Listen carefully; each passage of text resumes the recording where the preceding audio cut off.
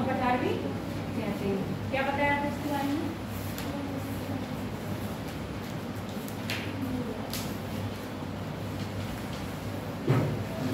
बताओ क्या बताया था पठार के बारे में? कैसे पेज पर ऐसे देखते हो बन जाके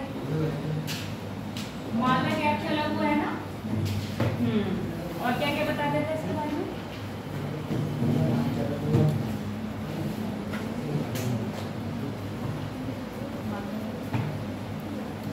और तुम लोग को आंसर राइटिंग के लिए दिया था, तुम लोगों ने किसी ने दिया नहीं क्या? राखी से पहले दिया था मैंने, राखी से पहले क्वेश्चन दिया था। घर जाने को कौन जाएगी? एकदम दिमाग में आ गया होगा उसके। बताओ कौन से? पता तो सबको है, सबने लिखे थे। सौम्या बताओ कौन सा क्वेश्चन दिया था?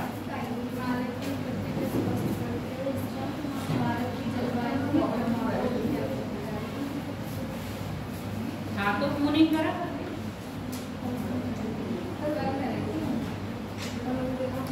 चलो खाना पीना हो गया, भूख खत्म हो गई, 2 मिनट में खा लो। 2 मिनट तो नमकीन के बहुत बता दी मैंने। मैम तो आधे मिनट मिस कर रही थी। मेघालय के पठार की बात कर रहे थे हम लोग। एक्चुअल में क्या है ये?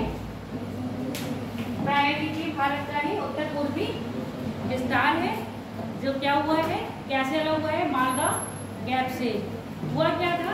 भ्रंश पड़ गया था ना, बीच की भूमि टूट के नीचे गिर गई, जिसको गंगा और ब्रह्मपुत्र उसकी सहायक नदी ने क्या करा? अब सांस लाकर इसको फिलअप कर दिया, यानी कि भर के एक मैदान के रूप में दे दिया। और इसी मैदान में आज का बांग्लादेश और पश्चिम बंगाल अवस्थित है। अगर ये नहीं होता तो पश्चिम बंगाल भी क्या होता? आपका पठारी क्षेत्र में अवस्थित होता। अब इसकी उत्तरी सीमा कौन सी नदी कर रही होगी? ब्रह्मपुत्र नदी घाटी ना। और दक्षिण में बराक्या सुरमा नदी। ठीक है, ये नदी क्या है? इसकी दक्षिणतम सीमा बना रही है। मिल गई? देखो मैप में एटलस खोल लो अपना।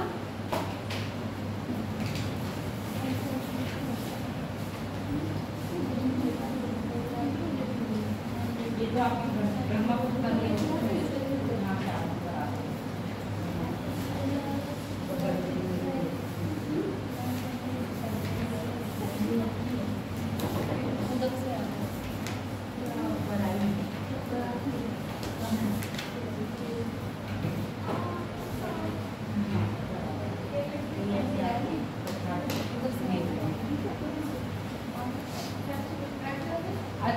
लिख लिया? एटलस बोल दिया? बोल लो।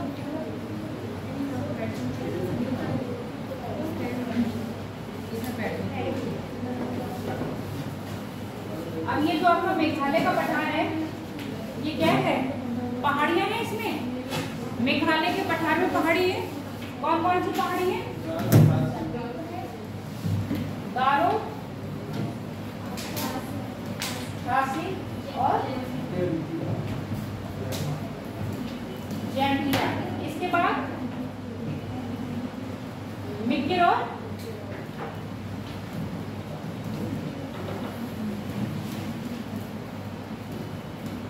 रीमा। ये सब क्या है? इसी पहाड़ी में, मतलब इसी पठार में ऊंची चोटियां हैं। मेघालय में कितनी आ रही है? मेघालय में 3 आती है आपकी, गारो, खासी और जैंटिया। जबकि रेगमा और मिक्किर किसमें आ रही है? आपके असम में आती है। अब इन पहाड़ियों के बारे में लिखना शुरू कर दो। मिल गई ना? सारी पहाड़ियां मिल गई। अभी तक आधे लोगों का आज का त्योहार भी मना है ना?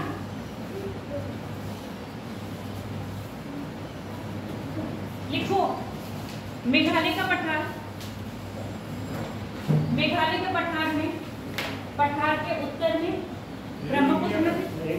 ये लिख दिया था, सीमा बता दी थी। नहीं बताई थी। सीमा नहीं बताइए ना, जहाँ तक मुझे याद है सीमा नहीं बताइए। मेघालय का पठार के उत्तर में ब्रह्मपुत्र नदी घाटी तथा दक्षिण में बराक या सुरमा नदी। ब्रह्मपुत्र नदी उत्तर में ब्रह्मपुत्र नदी तथा दक्षिण में बराक और सुरमा नदी। सेम यही कर रहा होगा। पूरब में पश्चिम में कौन सी नदी होगी आपके? ब्रह्मपुत्र नदी। दक्षिण में बराक।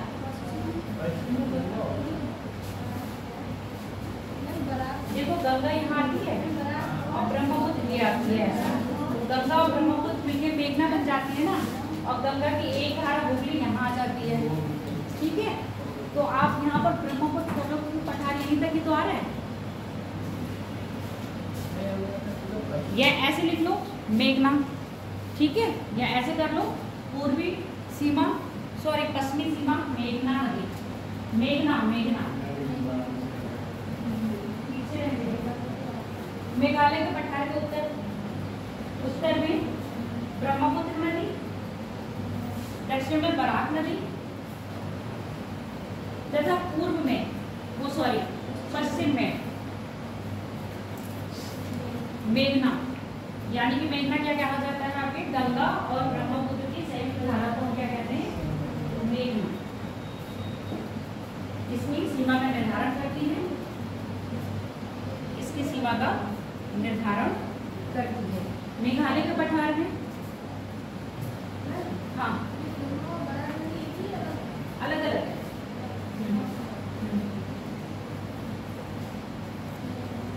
मेघालय के पठार में या ऐसे लिख लो, मेघालय के पठार के अंतर्गत कुछ प्रमुख चोटियां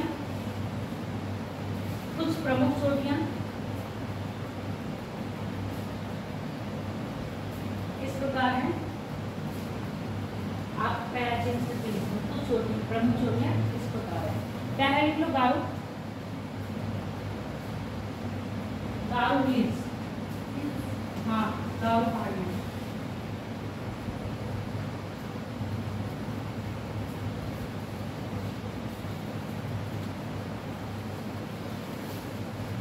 मेघालय के पठार में सबसे पश्चिमतम चोटी। हाँ, मेघालय के पठार की सबसे पश्चिमतम चोटी पहाड़ी लिखो, पहाड़ी लिखो। सबसे पश्चिमतम पहाड़ी है जिसकी सबसे ऊंची चोटी नोक्रेक। जिसकी सबसे ऊंची चोटी नोक्रेक।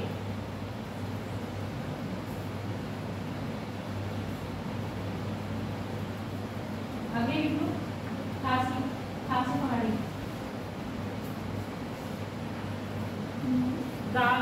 खासी पहाड़ी। नोक्रेक खासी पहाड़ी। जयंतिया तथा गारो के मध्य अवस्थित पहाड़ी। जयंतिया तथा गारो पहाड़ी के मध्य अवस्थित पहाड़ी खासी पहाड़ी कहलाती है। मेघालय की राजधानी शिलोंग जयंतिया तथा गारो पहाड़ियों के मध्य अवस्थित है। गारो खासी पहाड़ी पर मेघालय की राजधानी क्या है? शिलोंग अवस्थित है। और इसी पहाड़ी पर जिसका सबसे ज्यादा बारिश वाला क्षेत्र कौन सा है? चेरापूंजी। मांचीराम पहले था। अच्छा, चेरापूंजी पहले था, मांचीराम है। चेरापूंजी पहले था, मांचीराम है। मांचीराम इसी पर अवस्थित है। मेघालय की राजधानी शिलोंग इसी पहाड़ी पर अवस्थित है। बहुत जल्दी से लिखना जरूर। इसी पहाड़ी पर अवस्थित है तथा इस पहाड़ी पर विश्व में सर्वाधिक वर्षा वाला स्थान मानसिंगराम अवस्थित है। मानसिंगराम कहते हैं। मासिन मा न्या नापी छोटी की पाई और फिर राम। मानसा ऊपर है मानसा मानस मासिन मासिन मानिस मासिन मासा सापे की पाई ना और राम मानसा। चलो अगला देखो देख लियो इसको अगले देखो कौन सी पहाड़ी हो गई खासी खासी हो गई जयंतिया पहाड़ी। अगला हेडिंग डालो जयंतिया ऐसे इसमें दूसरी तरह लिखा पर जयंतिया वैसे लिखते हैं जैन वाला तो नहीं लिखता चार के ऊपर ये बनाते हैं आमन वाले जी हाँ चंद्र वाले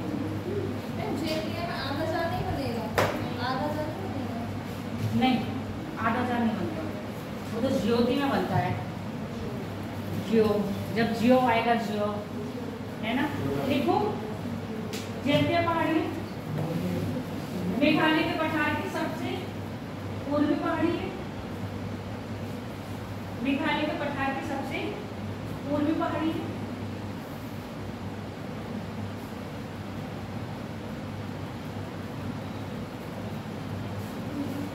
सबसे पूर्वी पहाड़ी है। आप बिल्कुल नोट डालिए नोट डाल लेना नीचे 500 का 2000 का जितने का आप लोग की जेब में हो उतना डाल देना। नोट उपयुक्त पहाड़ियों के नाम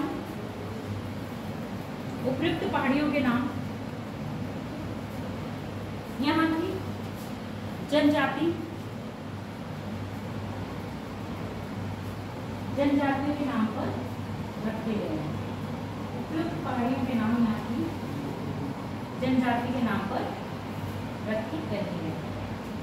और उपयुक्त तीनों पहाड़ियाँ मेघालय राज्य में अवस्थित है। उपयुक्त तीनों पहाड़ियाँ मेघालय राज्य में अवस्थित है। अब इसके बाद उसको मिट्टी और रेगमा मिट्टी और रेगमा एक ही साथ लिखना है। मिट्टी और रेगमा मिल गई यहाँ पर मिट्टी और रेगमा कहाँ है गारो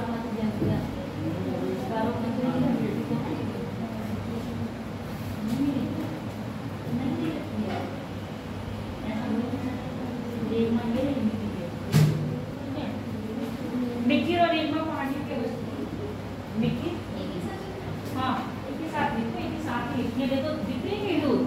अगर अलग होती तो मैं तुमको दिखा देती कि मेघालय के उत्तर में है ना तो ये मेघालय के उत्तर पूर्व में मिट्टी और रेगमा पहाड़ी की अवस्थिति असम राज्य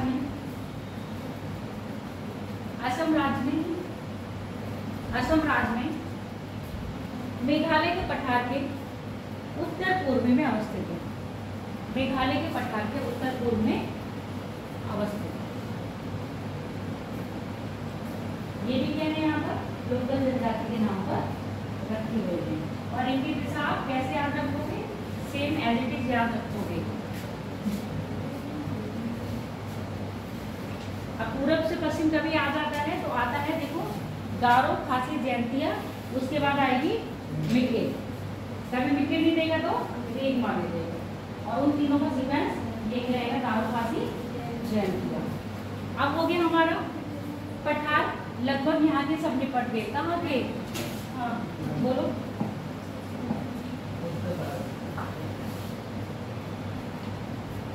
जो दक्कन का पठार के उत्तर में थे कुछ पूछना है क्या बोलो।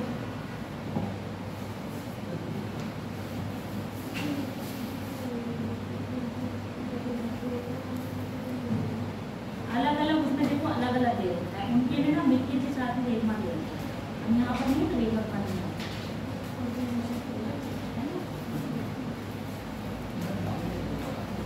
देखो एटलस में भी कितना अंतर रहता है उसके एटलस में रेगमा नहीं दे रखता है।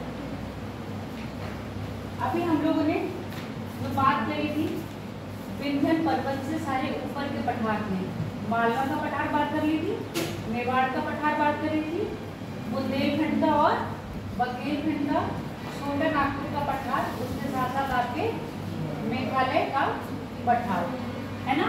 इतने पठार निपट गए हैं।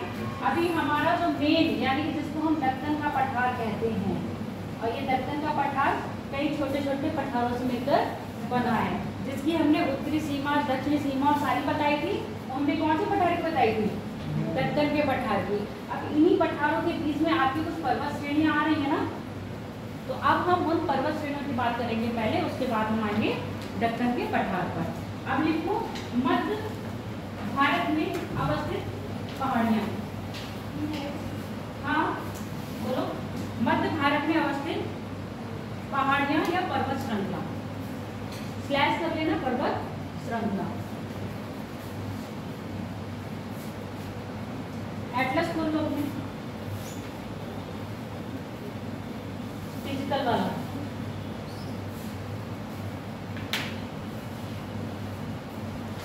फिजिकल बस नहीं मिल रहा है, ये खोलिए फिजिकल।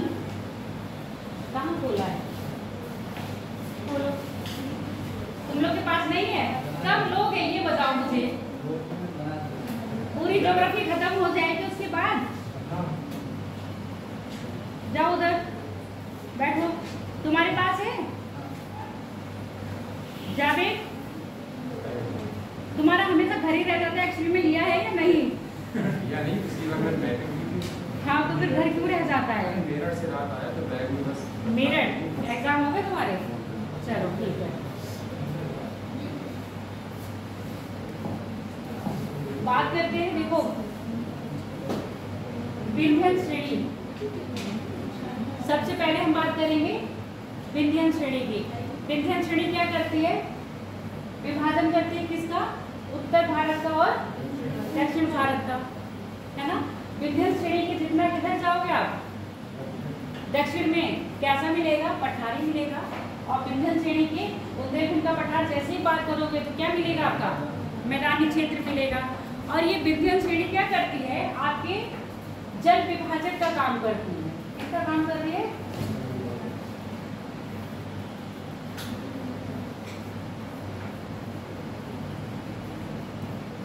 आज अच्छा लिखा है ना, नजर रखो। जल विभाजक का काम करती है। अब जल विभाजक का कैसे काम कर रही है? कोई भी चीज पानी को इधर उधर कैसे बांटेगी? आप अपने कमरे में पानी फैला दो तो पानी किधर जाता है? ढाल की तरफ। कभी कभी होता है सारा पानी एक तरफ जाता है, या कभी कभी होता है पानी आधा आधा बढ़ता है। तो ये पानी आधा आधा क्यों बढ़ रहा है? बताओ बस। अलग अलग ढाल के हिसाब से, यानी कि मध्य में क्या होगा? ऊंचाई होगी ना। अब यहाँ पर भी ये कह रहे हैं जल विभाजक का काम कर रहा है। जल विभाजक मतलब इसके ऊपर का पानी इधर जाएगा और इसके तरफ का पानी इधर आएगा। ऐसी तो बात कर रहा है, तभी तो जल विभाजक हुआ, यानी कि इसकी भूमि कैसी होगी? ऊंची। अब क्योंकि ये विंध्यन श्रेणी है, यानी कि पर्वत श्रृंखला है ना, अब पर्वत श्रृंखला के ऊपर तो पानी नहीं फ्लो करेगा, नीचे ही फ्लो करेगा ना, तो इसीलिए जल विभाजक का काम कर रहा है। अब इसके जितने भी नदियां होंगी सब कहाँ मिल रही होंगी? गंगा नदी तंत्र में। अब गंगा नदी तंत्र क्यों बोल रही हूँ मैं? क्योंकि गंगा की सबसे बड़ी सहायक नदी कौन सी है? यमुना। और जितनी भी विंध्यन या मालवा के पठार इनसे नदियां निकल रही हैं, सब जमुना की सहायक नदियां हैं। और जमुना खुद अपना पानी किसमें गिरा रही है? सॉरी, यमुना अपना पानी किसमें गिरा रही है? आपका गंगा में। इसलिए बोल दिया है गंगा नदी तंत्र। तो गंगा नदी तंत्र द्वारा ये जो आपके पूरा उत्तर भारत का मैदान बना है, जिसमें गंगा और यमुना की सहायक नदियां मिलती हैं। अब गंगा उसकी यमुना की सहायक नदियों के कुछ नाम बताओ। चंबल, बेतवा, सिंधु, सोन, टोन। सोन चंबल इसकी यमुना की सहायक है या गंगा की सहायक है? सोन है, सोन गंगा की सहायक नदी है। भले ही वो दक्षिण के पठार से निकलती है, पर वो अपना सीधा जल किसमें गिरा रही है? गंगा में। बाकी जितनी भी नदियां बताई हैं, कौन सी? चंबल की सहायक नदी, गंगा की सहायक नदी चंबल, सोन, सिंध, बेतवा, केन, टोन, ये सारी किसकी नदियां हैं? आपके यमुना की सहायक नदियां हैं। और ये कहीं ना कहीं इन्हीं पठारी क्षेत्रों से निकल के कहाँ जाती हैं? यमुना नदी में अपना जल गिराती हैं।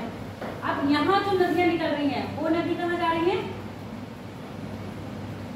इधर अपना जल गिराती हैं। तो इसका मतलब आपको समझ में आ रहा है? ढाल क्या हो गया? ढाल परिवर्तन हो रहा है ना।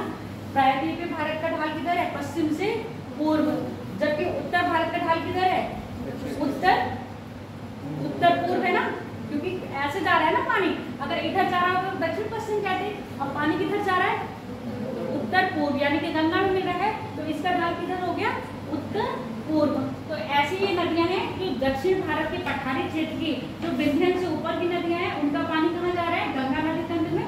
और जो दक्षिण में है उसका पानी कहाँ जा रहा है? सारा प्रायद्वीपीय भारत से बंगाल की खाड़ी में। क्लियर हो गई इतनी बात?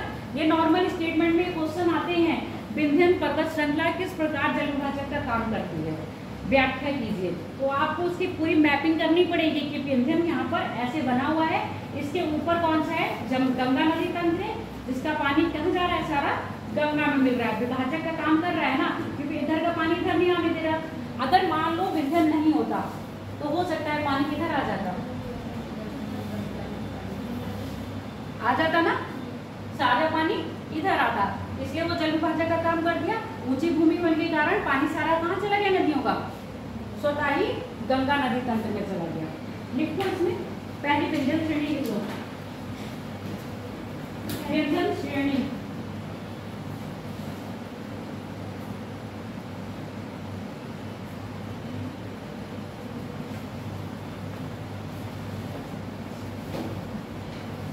ये है प्राचीनतम। अब ये क्या है? अवशिष्ट पर्वत है, जितने भी दक्षिण भारत के पर्वत में पढ़ोगे ना, अधिकतर क्या है आपके? अवशिष्ट हैं, क्योंकि इनका जो फॉर्मेशन हुआ है कब हुआ है? प्री-कैम्ब्रियन युग में। ये विंध्य श्रेणी एक अवशिष्ट पर्वत है, तथा अवशिष्ट पर्वत होने के साथ साथ अवशिष्ट पर्वत होने के साथ साथ अवशिष्ट पर्वत तथा अवशिष्ट पर्वत होने के साथ साथ ये एक ब्लॉक पर्वत का उदाहरण भी है। यह एक ब्लॉक पर्वत का उदाहरण भी है। अब ऐसे समझो, कभी कभी भ्रंश होता है, ये मैंने बना दी समतल पठार, ठीक है। अब यहाँ पर क्या होगा? बल कैसा लग रहा है? नीचे की तरफ। अब जब बल नीचे की तरफ लग रहा है, ये दिख रहा है पीला कलर, येलो दिख रहा है बोर्ड पर, अब दिख रहा होगा, अब बहुत अच्छा दिख रहा होगा। मैंने क्या कहा? यहाँ पर लग रहा है नीचे की तरफ, तो यहाँ पर क्या पड़ेगी? दरार, और दरार पड़ते ही ये बीच वाला हिस्सा कहाँ जाएगा? नीचे। जैसे ही ये हिस्सा नीचे आया, यहाँ पर क्या बन गया? आपका घाटी बन गई, यानी कि ये रिफ्ट वैली बन गई। और रिफ्ट वैली के दोनों तरफ देखोगे तो क्या बन रहे हैं? पर्वत की तरह दिख रहा है ना। तो एक पर्वत रेंज हो जाती है आपकी विंध्यन,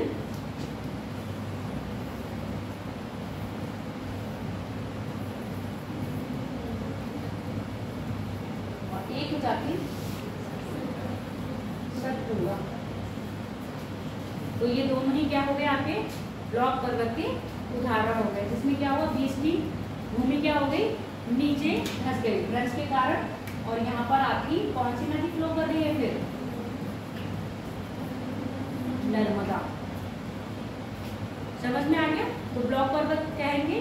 और हौस्ट पर्वत किसको कहेंगे? जब यहाँ की भूमि क्या हो जाए? ऊपर उठ जाए। और जब ये भूमि ऊपर उठेगी तो ऐसे बनेगा, तो ये जो पर्वत बना उसको क्या कहेंगे? हौस्ट पर्वत। हौस्ट पर्वत। एक मिनट बना लें, बना लो। तो सतपुड़ा, और ये कैसे आपके?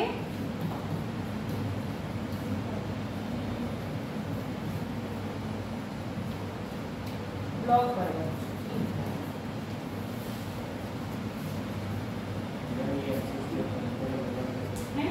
अवशिष्ट पर्वतों का कुछ नहीं होता, नॉर्मली पहले होते हैं बलित पर्वत ही होते हैं।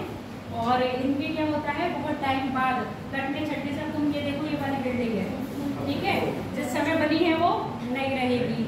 अभी पीछे वाली बिल्डिंग देख लो, जब बनी होगी तो बहुत अच्छी रही होगी। अब कुछ साल बाद इसका रिपेयर तो हुआ नहीं, ना मेंटेनेंस हुआ। अब पहाड़ों को तो मेंटेन नहीं कर सकते, प्राकृतिक रूप से उनका क्या होता है? क्षय होता रहता है। तो क्षय होने के कारण वो क्या रह जाता है? एक तरह से खंडर टाइप का रह जाता है, तो हम उसको बोलते हैं अपशिष्ट रह गया, यानी कि अब उसके अवशेष रह गए हैं। तो ऐसी पर्वतों को जो हम अपशिष्ट बोलते हैं, इसका मतलब क्या है? अब उसके अवशेष रह गए, यानी कि खंडर रूप में। ऐसे तुम कंपेयर कर सकते हो कि जैसे मकान खंडर हो जाता है ऐसे पर्वत भी क्या हो जाते हैं, खंडर। उसी खंडर को हम क्या बोलते हैं, अपशिष्ट बोलते रहे। बना लिया। भ्रंश का मतलब ये होता है जब बीज का स्थल अंदर घुस जाए या ऊपर उठ जाए, ठीक है, फॉल्ट पड़ जाता है उसमें। बना लिया हो, चलो लिखो। यह एक ब्लॉक पर्वत का उदाहरण है जिसके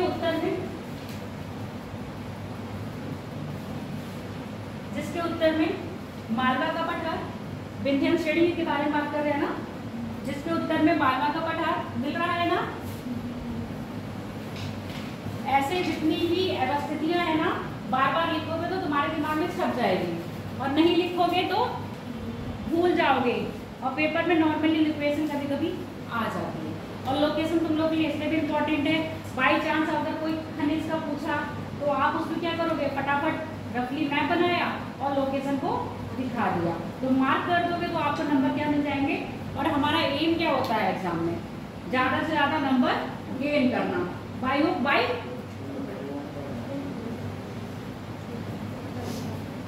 तथा इसके दक्षिण में नर्मदा नदी, तथा इसके दक्षिण में नर्मदा नदी बहती है।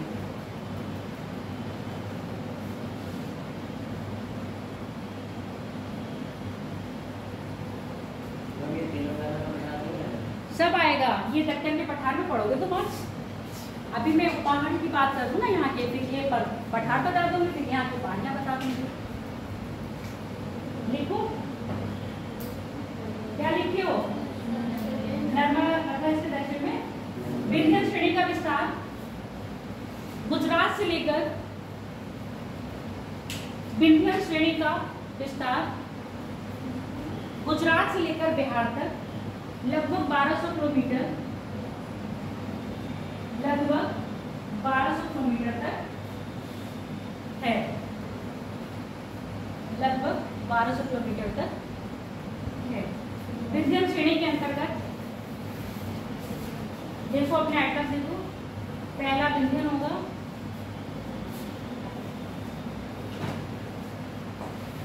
फिर वर्षण होगा, उसके बाद है आपका कैमूर। 3 श्रेणियां मिल रही होंगी, मार्क कर लो। कैमूर दिया है बिहार में है, और वर्षण दिया है, वर्षण नहीं दिया है, वर्षण इसी के पास है, बीच में है। विंध्यन श्रेणी, विंध्यन श्रेणी के बाद वर्षण श्रेणी, और वर्षण श्रेणी के बाद कैमूर, तो यहाँ पर बीच में तुम लोग मार्क कर लो।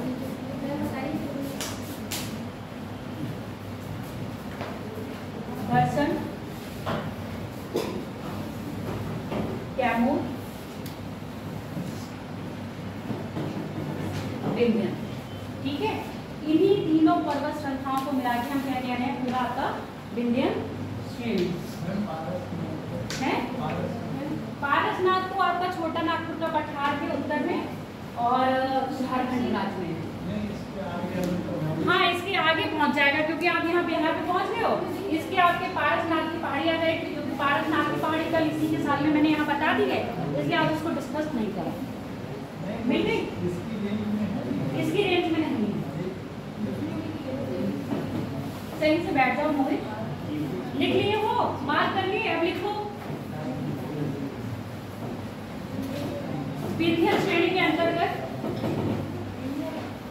विंध्यन श्रेणी के अंतर्गत फिजिकल बोलो, ये वाला विंध्यन श्रेणी के अंतर्गत विंध्यन पर्वत श्रृंखला, यानी कि विंध्यन पर्वत, वर्षण पर्वत और कैमूर पर्वत आते हैं, कैमूर पर्वत आते हैं। विंध्यन पर्वत, वर्षण पर्वत और कैमूर।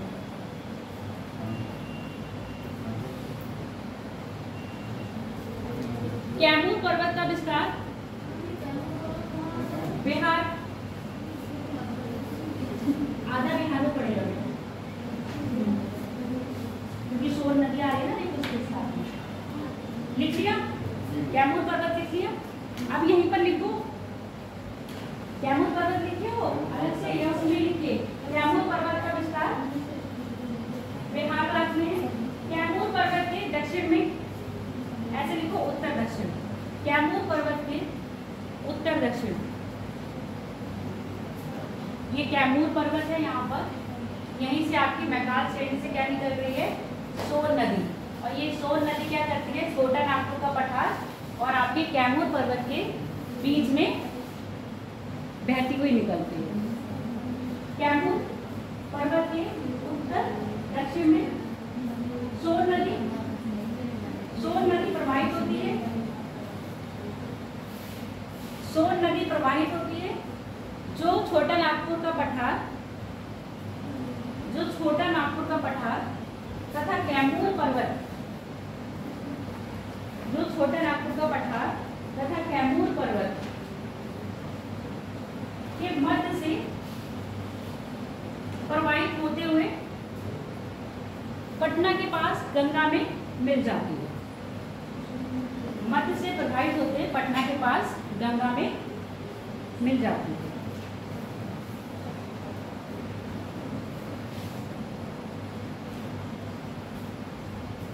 अब लिख लो विंध्य श्रेणी। विंध्य श्रेणी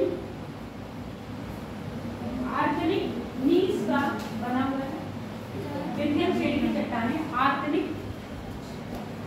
आर्कीनियन नीस की बनी हुई है, जिसमें मकान उपयोगी खनिज यानी कि आपके क्या क्या हो जाएगा, जिप्सम, रेत नहीं आएगी, रेत नदियों से मिलती है, जिप्सम हो जाएगा, चूना पत्थर हो जाएगा, ठीक है, प्लास्टर ऑफ पेरिस, ये सारी चीजें इसमें आराम से मिलती है, जिसमें मकान उपयोगी खनिज प्राप्त होते हैं। एग्जाम्पल लिखना कहाँ पे लिख लो, जिप्सम हो गया, चूना पत्थर हो गया।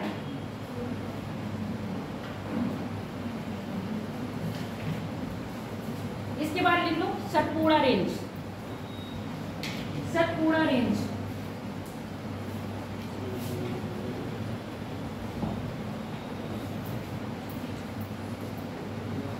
सतपुड़ा रेंज मिल गई सतपुड़ा, ठीक है। सतपुड़ा रेंज मध्य प्रदेश,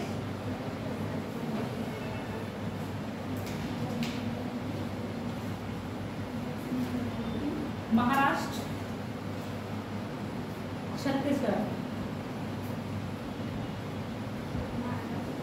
सतपुड़ा रेंज मध्य प्रदेश, अगर पश्चिम से पूरा पूछा जाएगा तो पहले महाराष्ट्र आएगा, फिर मध्य प्रदेश आएगा, फिर छत्तीसगढ़ आएगा। छत्तीसगढ़ राज्य में अवस्थित है। छत्तीसगढ़ राज्य में 900 किलोमीटर, छत्तीसगढ़ राज्य में 900 किलोमीटर तक विस्तृत है। 900 किलोमीटर तक विस्तृत है। हाँ, वो 1200 किलोमीटर थी, ये 900 किलोमीटर है। और डेटा अलग अलग किताबों में अलग अलग होता है, इसलिए आगे कहीं भी लगाया तो लगभग लगा अप्रॉक्स, तो क्या होता था हमारा सेफ्टी जोन। देखिए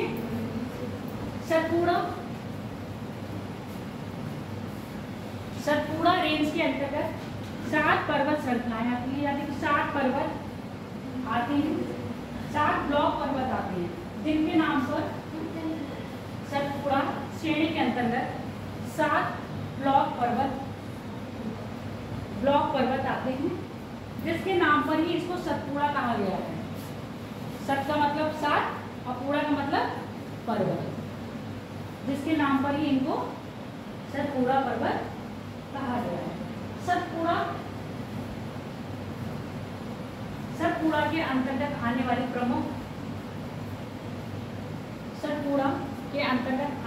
प्रमुख अच्छा, इसमें वो ना गुजरात भी ऐड कर लेना, मध्य प्रदेश, महाराष्ट्र, गुजरात, महाराष्ट्र, गुजरात। सतपुड़ा के अंतर्गत आने वाली प्रमुख श्रेणियां, पहला लिख लो पीपली, क्या है, राजपीपला की पहाड़ी।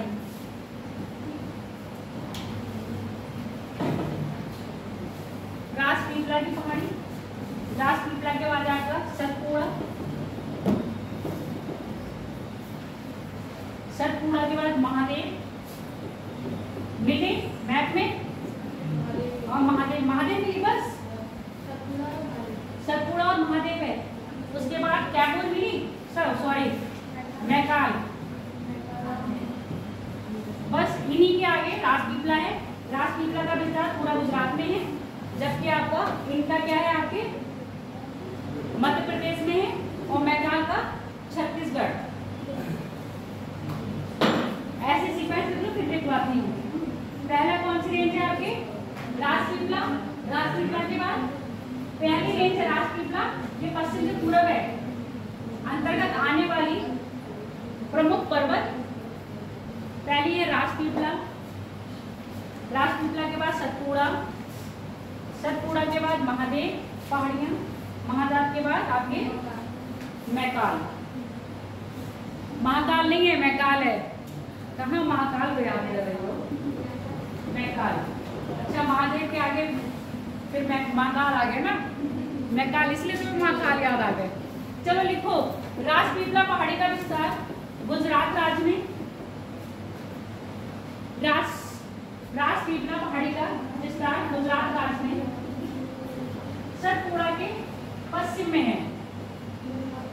राजपीपला का विस्तार गुजरात राज्य में, सतपुड़ा के पश्चिम में है।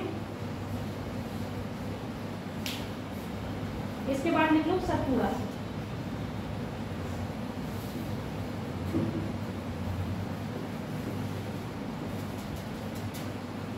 सतपुड़ा, सतपुड़ा का विस्तार मध्य प्रदेश, पूर्णतया मध्य प्रदेश में है, ठीक है, पूर्णतया मध्य प्रदेश में है, जिसकी सर्वोच्च चोटी क्या है, धूपगढ़, जिसकी सर्वोच्च चोटी धूपगढ़। यहाँ भी देखो सतपुड़ा दे रखा है और महादेव दे रखा है ना, इसके अलावा कोई भी नहीं दे, मैकाल दे रखा है।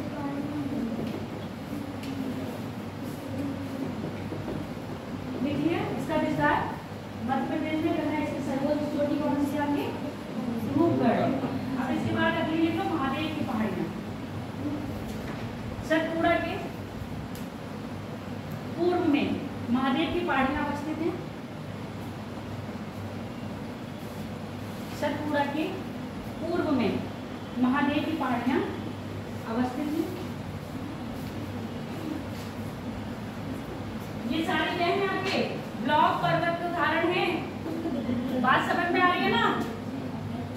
इसके बाद मैकाल लिखो। अब मैकाल के बारे में लिखो। मैकाल पहाड़ियाँ प्रायः एमपी यानी मध्य प्रदेश तथा छत्तीसगढ़ के बॉर्डर पर अवस्थित है। मैकाल पहाड़ियाँ मध्य प्रदेश तथा छत्तीसगढ़ की सीमा पर अवस्थित है। छत्तीसगढ़ सीमा पर अवस्थित है, जो सतपुड़ा की सबसे पूर्वी पर्वत, महाराष्ट्र, छत्तीसगढ़ और एमपी, जो सतपुड़ा की सबसे पूर्वी पर्वत है। मैकाल ना सतपुड़ा का सबसे पूर्वी पर्वत है। इसकी सर्वोच्च चोटी अमरकंटक, इसकी सर्वोच्च चोटी अमरकंटक है। अमरकंटक जहां से 3 नदियों का उद्गम होता है। कौन कौन सी 3 नदियां हैं? नर्मदा, सोन और दामोदर।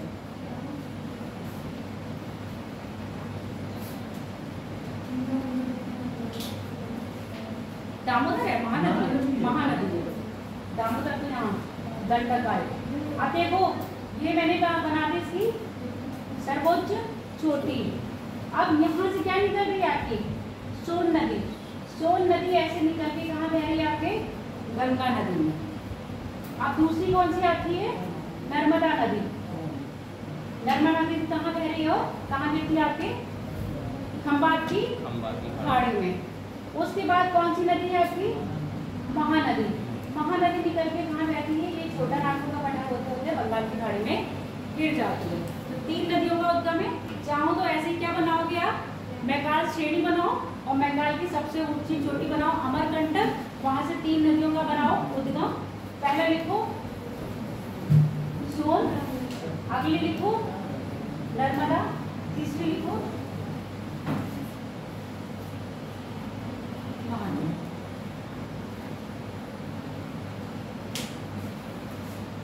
इतना नहीं बैच सोचते हैं चलाने के लिए। देखो ऐसे बनाया करो, ये रेंज बना दी, एक रेंज ये बना दी, फिर एक रेंज ये बना दी, एक रेंज इसको नहीं करते और नहीं करते। यहाँ से नदी निकाले नर्मदा कर दो, यहाँ से नदी निकालिए क्योंकि ये तुम्हारे साथ पूरा रेंज है, और यहाँ से नदी निकालिए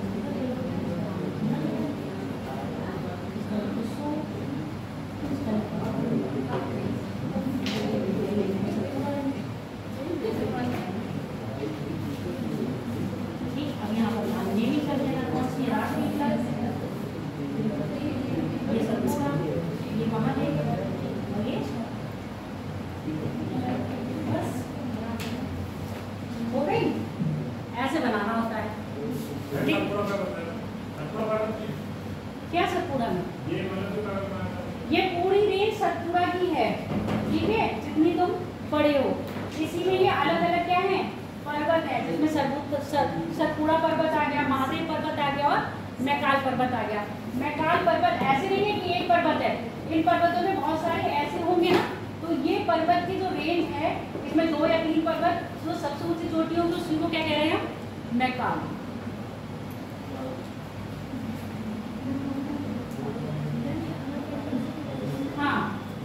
मैकाल की सबसे ऊंची चोटी कौन सी आपकी, अमरकंटक।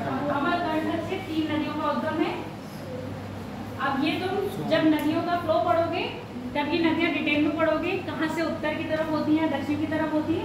बस यहाँ पर सीधे लिख लो, अमरकंटक से निकलकर, अमरकंटक से 3 नदियां निकलती है, सोन और, अब यहाँ पर जो तुमने शॉर्ट बनाया है उसमें लिख लो, गंगा में होती है, सोन उत्तर की ओर प्रवाहित होती है, हाँ उत्तर की ओर, सोन उत्तर की ओर प्रवाहित होते हुए गंगा में मिलती है। नर्मदा पश्चिम की ओर प्रवाहित होते हुए, नर्मदा के बारे में अलग से लिखना है। नर्मदा पश्चिम की ओर प्रवाहित होते हुए विंध्य तथा सतपुड़ा के भ्रंश घाटी में बहती हुई खंबात की खाड़ी में गिरती है। भ्रंश घाटी में बहती हुई खंबात की खाड़ी में गिरती है, ठीक है। भ्रंश घाटी में बहती हुई खंबात की खाड़ी में गिरती है, अर्थात सतपुड़ा के उत्तर में विंध्य पर्वत श्रेणी तथा सतपुड़ा के दक्षिण में वो नर्मदा के दक्षिण में सतपुड़ा, ऐसे लिखो। नर्मदा के उत्तर में विंध्य श्रेणी तथा दक्षिण में सतपुड़ा श्रेणी। मिल गई? नहीं देखी? देख ली। एक बार और देखो, ये सतपुड़ा रेंज दिखा रहा है पूरी, और ये आपकी दिखा रहा है अजंता रेंज। इसी के बीच में ये जो पानी आ रहा है ये भी क्या है, यही आपकी क्या है, नर्मदा नदी। और कहाँ से निकल रही है आपके,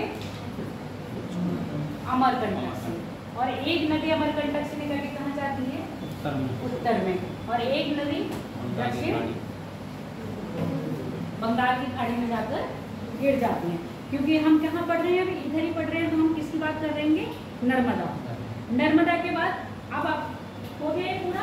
अब इसी में लिखो अगली अजंता श्रेणी। अजंता भी लिखवा दें,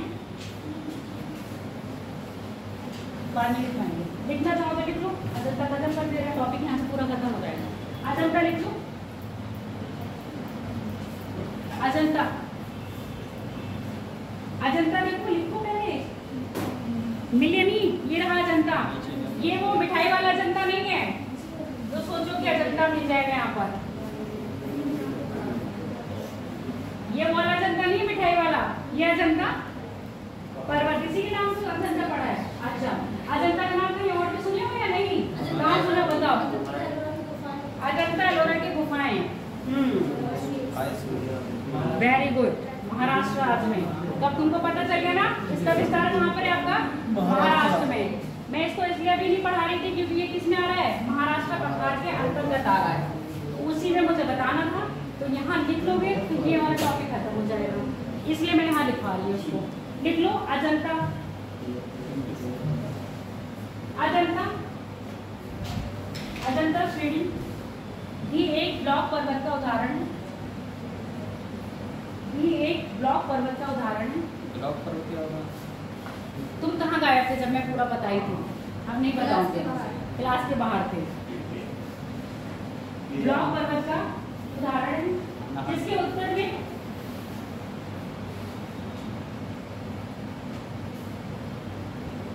जिसके उत्तर में ताप्ती नदी बहती है। जिसके उत्तर में ताप्ती नदी बहती है। मिल गया? देखो अजंता के तापी भी कहते हैं और ताप्ती भी कहते हैं। हमारी बताओ ताप्ती और तापी मिल गई? नहीं मिली? ये देखो हाँ, तापी, तापी और ताप्ती दोनों ही नाम है। कुछ भी आएगा पेपर में लिख लेना। किसके बीच में बह रही है? अजंता और सतपुड़ा के बीच में बहती है कौन सी आपकी? ताप्ती नदी। अर्थात ताप्ती नदी, अर्थात ताप्ती नदी अजंता और सतपुड़ा, अर्थात ताप्ती नदी अजंता और सतपुड़ा के मध्य भ्रंश घाटी में बहती है।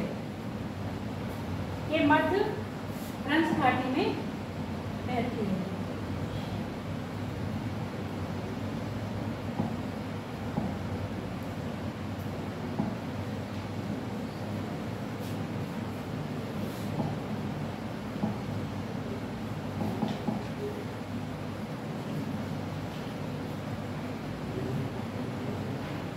अब अपने वहां देखो सतपुड़ा के साथ महाबोध होते ही होंगी, हरिशंकर की पहाड़ियां, बालाघाट की पहाड़ियां, है ना?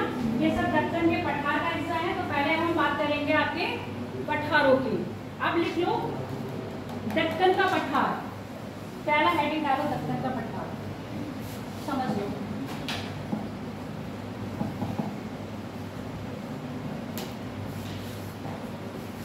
जो कल आपको ऐसे ट्रायंगुलर वे में बताया था,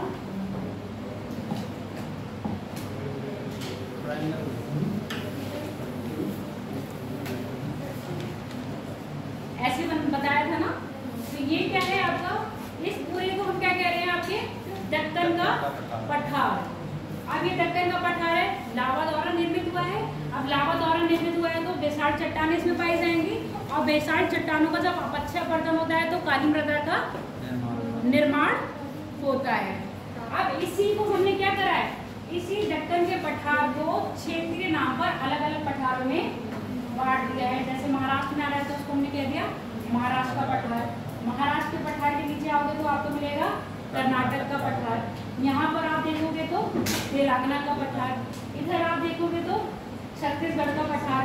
इससे ऊपर जाओगे तो आपको छोटा नागपुर का पठार। यहाँ पर आप देखोगे तो आंध्र प्रदेश का पठार। तो ऐसे हमने क्या करा है? इसको विभिन्न विभिन्न भागों में बांट दिया है। जैसे थोड़ा सा नाम देख ही रहे हो, एक तो यहाँ पर जो ये पठार है आपका महाराष्ट्र का है, उसके बाद कर्नाटक का है। यही कर्नाटक का पठार आगे जाके आपके नीलगिरी में क्या हो जाता है? मर्ज हो जाता है। उसके बाद आपका तेलंगाना का पठार यहाँ है और छत्तीसगढ़ का पठार ये रहा। तो दक्कन के पठार में मेनली हमको कितने पठार पढ़ने हैं? आपको 4 पठार पढ़ने हैं। ठीक, अब लिखो दक्कन का पठार। दक्कन का पठार प्रायद्वीपीय भारत में सबसे प्राचीनतम पठार। दक्कन का पठार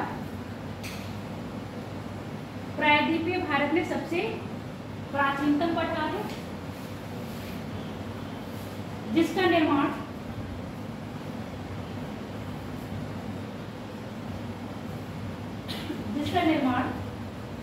लावा से हुआ है।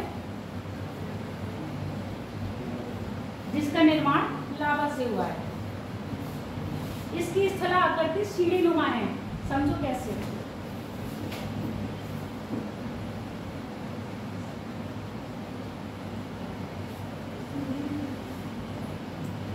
सीढ़ी दिख रही है? अब एकदम वैसी नहीं बनेगी ना जैसे मिस्त्री आपके घर के लिए बनाता है, क्योंकि प्राकृतिक है तो कोई कट्टी छटी भी होगी ना। तो जैसे क्या है? स्थलाकृति कैसी? सीढ़ीनुमा। ऐसी सीढ़ीनुमा आकृति क्यों बनी? भाई लावा एक साथ तो नहीं आया, और ना ही एक साथ आके जमा हो गया। धीरे धीरे क्या हुआ, पहले लावा आया वो जम गया, उसके ऊपर फिर से क्या आया, दूसरा लावा आया वो जम गया, फिर तीसरा आया। ऐसे क्या हुआ, लावा जब आता गया लेयर बनती गई। तो आप जब भी कहाँ जाओगे, महाराष्ट्र क्षेत्र में जाओगे तो आपको इसी प्रकार की क्या मिलेगी, स्थलाकृति मिलेगी। ऐसा स्थलाकृति आपको अपने यहाँ पर नहीं मिलेगी। ना ही चट्टानें कैसे मिलेगी, कठोर। यहाँ पर चट्टानें कैसे मिलेगी, कठोर। अब यहाँ पर अगर समुद्र भी आ रहा होगा ना तो यहाँ पर बीच वहीं मिलेंगे जहाँ पर क्या है, नदियाँ आ रही होंगी, वहाँ पर ही रेतीली मिट्टी मिलेगी। जहाँ नदियाँ नहीं होंगी वहाँ पर समुद्र के नीचे आपको कैसे मिलेगी, वे कठोर चट्टानें मिलेंगी। और नर्मदा नदी घाटी में भी यही सेम चीज मिलेगी। जैसे हम लोगों के यहाँ नदी घाटी में क्या होता है, रेत मिलती है, वहाँ पर रेत नहीं मिलेगी, कठोर चट्टानें मिलेंगी। चाहे नर्मदा में लो, चाहे ताप्ती में लो, चाहे इधर गोदावरी में लो, जितनी भी दक्षिण भारत की नदियाँ हैं, क्या मिल रहा होगा वहाँ पर, उसके नीचे कठोर चट्टानें मिल रही होंगी। हमारे यहाँ उत्तर भारत की नदियों की तरह रेत नहीं होगी। अंतर समझ में आ रहा है, क्यों, क्योंकि प्रायद्वीपीय भारत पूरा क्या है, पठारी। अब ऐसे आप समझ लो, नहीं चीजें समझ में आ रही। एक होता है पक्की नाली बनाना। अगर आपने घर के अंदर पक्की नाली बनाई हुई है तो आपको पानी के नीचे क्या मिलेगा, कठोर चट्टान मिल रही है। और एक टेम्परेरी खेतों में जो नाली बनाई जाती है पानी के लिए, उसमें क्या कठोर चट्टान मिलती है, नहीं मिलती है ना। तो सेम वही वाली बात है, जो उत्तर भारत की नदियां हैं कैसे है, धरातल पे वैसे ही बह रही है, उनके नीचे बेसिन जो है उनका कैसा होगा, मटमीला, यानी कि मिट्टी द्वारा निर्मित होगा, नीचे कोई चट्टान नहीं होगी। जबकि दक्षिण भारत में जो नीचे नदी का तल होगा वो कैसा होगा, चट्टानी होगा। इससे पता चल रहा है ना कि पुराना है और नदियां क्या हो रही हैं, नदियों ने इन चट्टानों को काट के क्या बनाया है, अपना रास्ता बनाया हुआ है। अब यहीं पर चलो नोट डाल के बाद में मुझे याद दिलवा देना मैम, कुछ नोट डाल के आपने बोला था लिखवाना है, और लिखना चाहो तो टॉप पर सीधे नोट डाल के लिख लो। भारत में ब्रह्मपुत्र घाटी में बहने वाली नदियां दो पढ़ ली हो, कौन सी, ताप्ती और नर्मदा। इसके बाद कौन सी आपकी, गोदावरी, महानदी भी है, दामोदर भी है, ये सब किसमें बहती है आपके भ्रंश में। अब हम भ्रंश की बात करें यानी कि इसकी दोनों तरफ क्या होगा, पर्वत श्रृंखला। तो दामोदर पूरी तरह से है, जबकि गोदावरी बहती तो है घाटी में, पर जब तक वो समुद्र के पास आती है वो अपनी घाटी को क्या कर लेती है, स्थल तल मान लेती है, तो पूरी तरह घाटी में नहीं बहती है। और दामोदर क्या होती है, दामोदर घाटी के बीच में, जैसे ये जो गहरी चीजें इसके बीच में मैं खड़ी हूँ तो ये घाटी होगी, यहाँ से नदी बह रही है तो घाटी में क्या रह जाएगी। अब नदी ऊपर से गिरती है चट्टानों को काटते हुए मैदान को प्राप्त कर लेती है, तो घाटी नहीं कही जाती है। ठीक है, कौन सी होगी, नर्मदा, ताप्ती और दामोदर।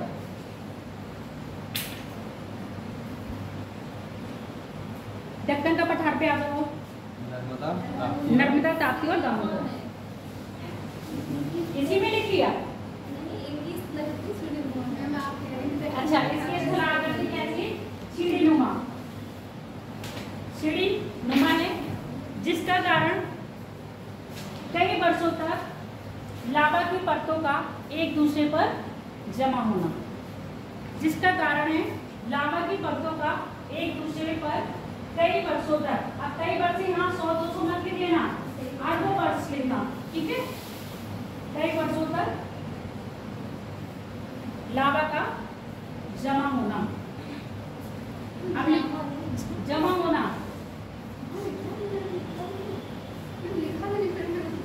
वो तुम्हारी देख रही है, लावा का जमा होना। अब लिख लो, दक्कन के पठार में प्रायः बेसाल्ट चट्टानें पाई जाती हैं। दक्कन के पठार में प्रायः बेसाल्ट चट्टानें पाई जाती हैं। और बेसाल्ट चट्टानों में किसकी अधिकता बताई थी हमने, लोहा की और मैग्नीज की। बेसाल्ट चट्टानें पाई जाती हैं जिनके अपक्षय से काली मिट्टी का निर्माण होता है, जिसको रेगुर मिट्टी या कपासी मिट्टी भी कहा जाता है। अपक्षय से काली मिट्टी का निर्माण होता है, जिसको रेगुर मिट्टी या कपासी मिट्टी भी कहा जाता है। दक्कन के पठार को प्रायः विभिन्न विभिन्न पठारों में विभक्त किया गया है। दक्कन के पठार को प्रायः विभिन्न विभिन्न पठारों में विभक्त किया गया है?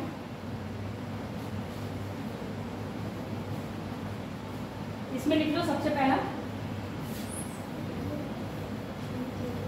महाराष्ट्र का पठार।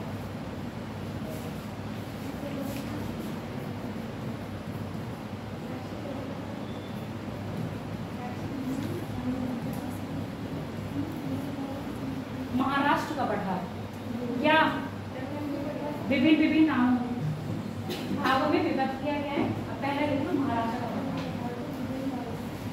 विभक्त किया गया है। पहला लिख लो महाराष्ट्र का पठार। महाराष्ट्र का पठार, महाराष्ट्र का पठार दक्कन के पठार का उत्तरी, दक्कन के पठार का उत्तरी भाग है। दक्कन के पठार का उत्तरी भाग है जो पूर्णतया महाराष्ट्र राज्य में अवस्थित है। अब मैं एक क्वेश्चन पूछूं आप लोगों से, जवाब दोगे? मैंने कहा पूर्णतया महाराष्ट्र राज्य में, अब महाराष्ट्र के इस साइड में होगा या पूरा घेरा हुआ होगा दक्कन का पठार? महाराष्ट्र का पठार पूरा क्षेत्र घेरा होगा या इधर इधर होगा? पठारी क्षेत्र तो है, पूरा क्षेत्र होगा।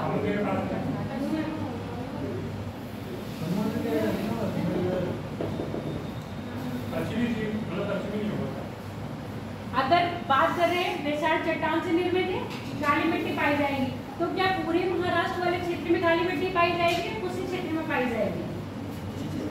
जो एमपी की साइड लगा हुआ महाराष्ट्र का क्षेत्र होगा वहां पर काली मिट्टी अधिक मात्रा में नहीं पाई जाएगी। कौन से क्षेत्र में पाई जाएगी? गुजरात, एमपी का कौन सा वाला क्षेत्र? पश्चिम वाला और ये वाला, ठीक है।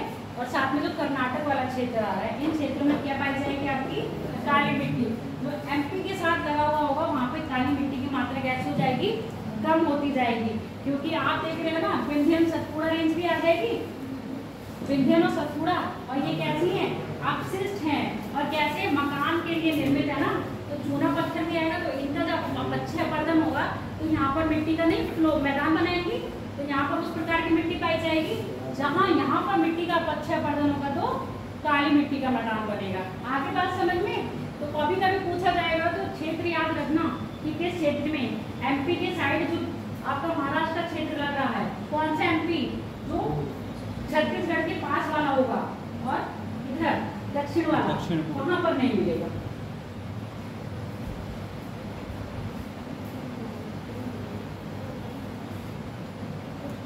महाराष्ट्र में अवस्थित है, महाराष्ट्र में अवस्थित है, पूर्णतया महाराष्ट्र में अवस्थित है। अब तुमने दक्कन की बात सुनी ही है। अब यहाँ पर जो महाराष्ट्र में अवस्थित है तो इसमें कुछ पहाड़ियाँ भी आ रही होंगी। इस पठार के अंतर्गत, इस पठार के अंतर्गत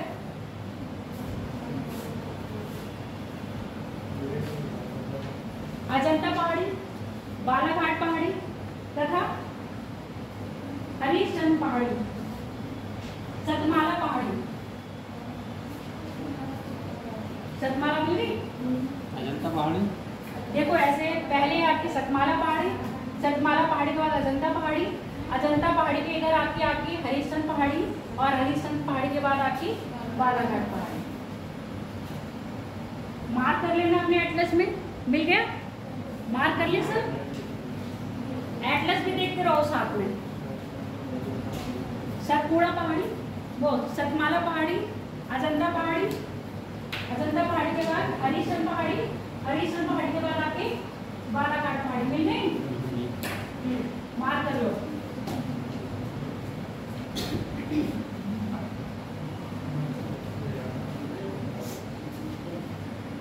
इन पहाड़ी के बारे में ज्यादा कुछ नहीं पढ़ना है, बस इनकी क्या याद रखोगे? लोकेशन याद रखोगे। जो पढ़ना होगा वो हमें किसके बारे में पढ़ना होगा? पश्चिमी घाट और पूर्वी घाट। अब इसके बाद लिख लो दक्कन का, यानी कि कर्नाटक का पठार, कर्नाटक का पठार। अच्छा एक बात सुनो, क्या महाराष्ट्र के पठारों से नदियां नहीं निकलती होंगी? निकलती होंगी ना। कौन कौन सी नदियों का उद्गम होगा? उद्गम का मतलब कौन कौन सी नदियां निकल रही होंगी? गोदावरी निकल रही होगी, और कृष्णा निकल रही होगी। पेन में नहीं निकलेगी, वो किसमें आएगा? तमिलनाडु में आएगा। महाराष्ट्र की बात कर रहे हैं ना अभी हम।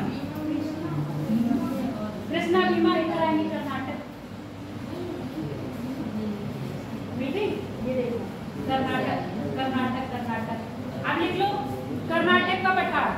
कर्नाटक का पठार कहाँ आया? कर्नाटक राज्य में अवस्थित है। कर्नाटक राज्य में अवस्थित है, जो दक्कन के पठार का दक्षिणी भाग है। जो दक्कन के पठार का दक्षिणी भाग है तथा महाराष्ट्र पठार के दक्षिण में अवस्थित है।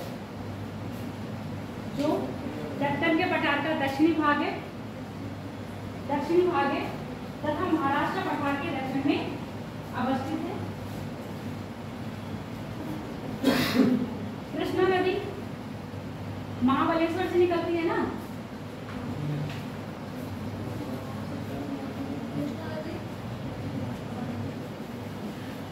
अमरकंटक है, महाबलेश्वर है। हाँ। कृष्णा नदी कर्नाटक पठार को दो भागों में बांटती है, उत्तरी कर्नाटक पठार, दक्षिणी कर्नाटक पठार। कर्नाटक पठार को दो भागों में बांटती है, उत्तरी कर्नाटक पठार और दक्षिणी कर्नाटक पठार, जिसको लोकल भाषा में, लोकल यानी कि स्थानीय भाषा में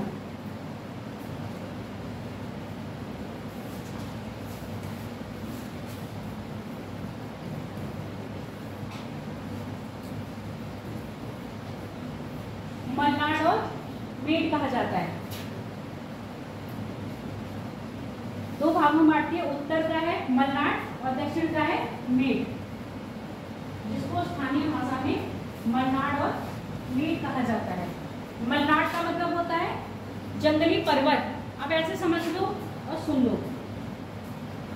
मलनाड हेडिंग डालना। जैसे ये क्या है? पर्वत है। इन पर्वतों पे क्या है आपके?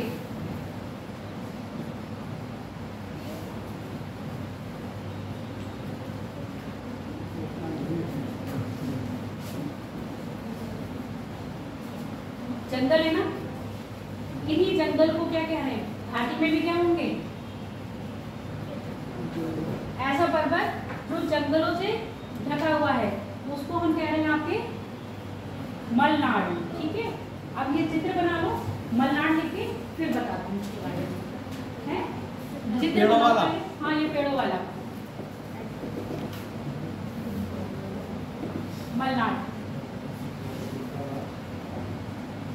मलनाड का मतलब होता है, मलनाड को स्थानीय भाषा में जंगली पर्वत कहते हैं। जंगली पर्वत अर्थात ऐसा पर्वत जिस पर जंगल हो, लोग न जाते हों। ऐसा पर्वत जिस पर जंगल हो तथा घाटी में भी क्या हो? जंगल विद्यमान हो, तथा घाटी में भी जंगल विद्यमान हो। अब लिख लो मेड।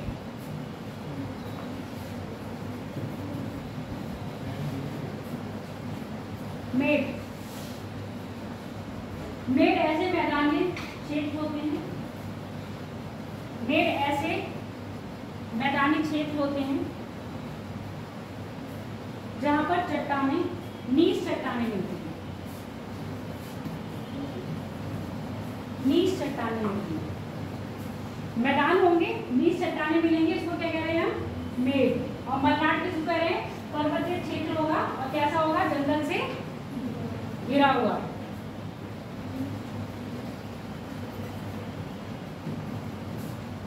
अगला लिखो तेलंगाना का पठार।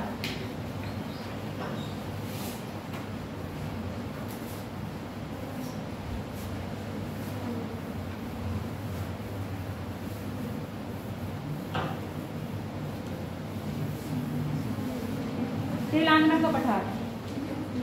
तेलंगाना का पठार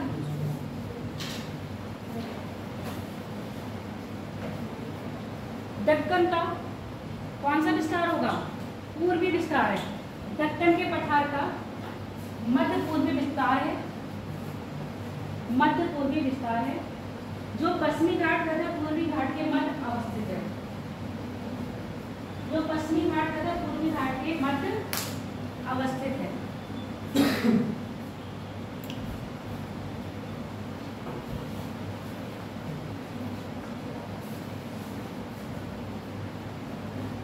पूर्वी घाट तथा पश्चिमी घाट के मध्य अवस्थित है। इस पठार का विस्तार पहले आंध्रा में भी था ना, अब क्या हो गया, जब से तेलंगाना हो गया तब से इसको क्या बोल दिया है, तेलंगाना का पठार।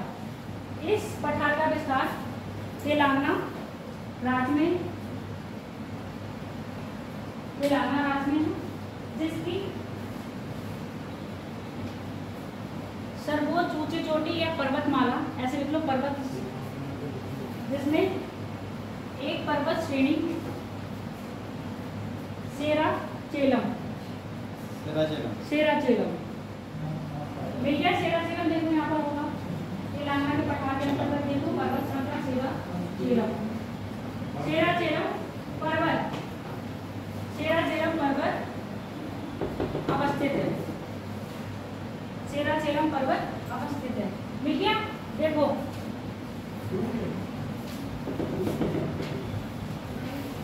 नहीं है तेलंगाना का पठार नहीं ना,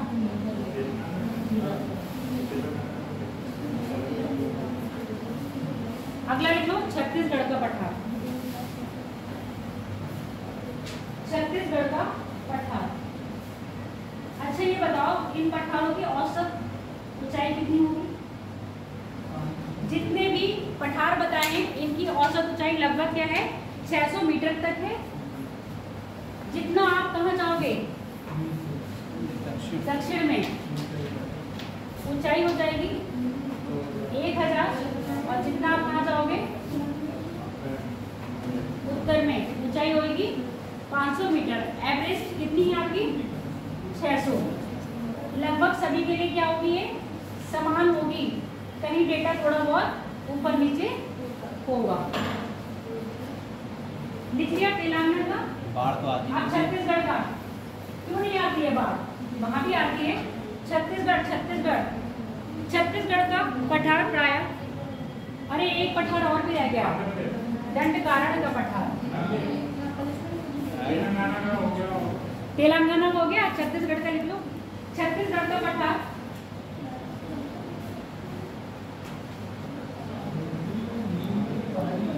अभी पढ़ते हैं पहाड़ियाँ, हाँ दोनों ही।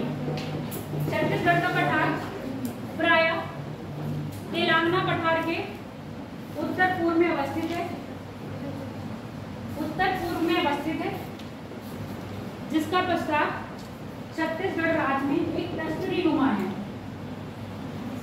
छत्तीसगढ़ राज्य में एक तस्तरी नुमा है।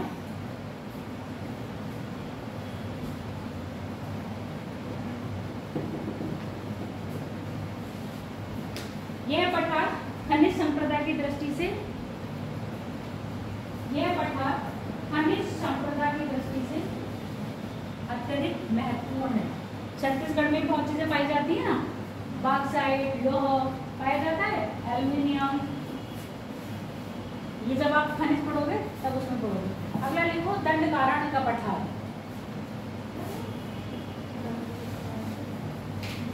दंडकारण्य का पठार मिल गया। एड्रेस में देखो,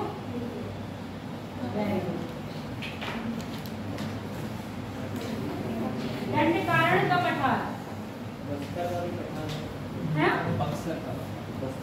बस्तर का पठार, ये छत्तीसगढ़ के पठार को ही बस्तर का पठार कहते हैं। बस्तर या बक्सर? बस्तर, बक्सर आपका जो है इधर है बिहार में, बस्तर है जो छत्तीसगढ़ में है, नक्सलवाद के लिए फेमस। ठीक, लिखो दंडकारण्य का पठार, दंडकारण्य का पठार उड़ीसा, छत्तीसगढ़, उड़ीसा, छत्तीसगढ़,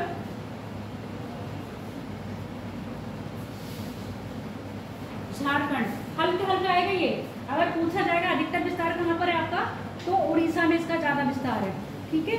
और वैसे हल्का हल्का क्या कर रहा होगा, थोड़े थोड़े राज्यों से सीमा लगा रहा होगा। अधिकतर विस्तार इसका कहाँ पर होगा, उड़ीसा में, उसके बाद छत्तीसगढ़ में इसका विस्तार है। तथा दंड कारण पठार को महानदी निकलती है ना यहाँ से, दंड कारण पठार से महानदी, और महानदी पे कौन सा बांध बना है, हीराकुंड बांध। कहाँ बना है, उड़ीसा राज्य में।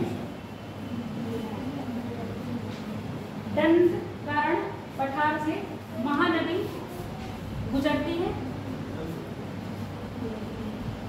अब ये दंड कारण पठार भी क्या है आपके बाक्साइट के लिए, लौह अयस्क के लिए और कोयले के लिए फेमस है। इनकी अवस्थिति याद रखे हो, याद रखना।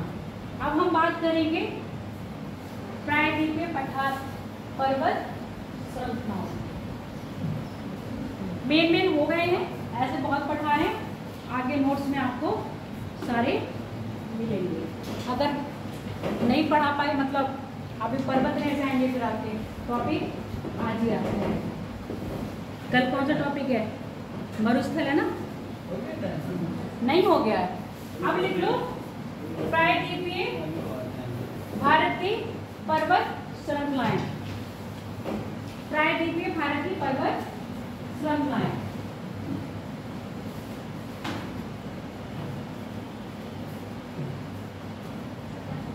ये छोटी छोटी बताई थी, बालाघाट, हरिश्चंद्र और क्या है, सतमाला। इनको क्या रखोगे, लोकेशन याद रखोगे, और कौन से राज्य में है इनका याद रखोगे। इसके बाद अब हम बात करेंगे आपकी कौन सी, प्रायद्वीपीय भारत के पर्वत। प्रायद्वीपीय भारत के पर्वतों को प्राय, पहले लिखो फिर बताते हैं, जल्दी जल्दी लिखना आप। प्रायद्वीपीय भारत के पर्वतों को प्राय पूर्वी घाट और पश्चिमी घाट में, पूर्वी घाट और पश्चिमी घाट में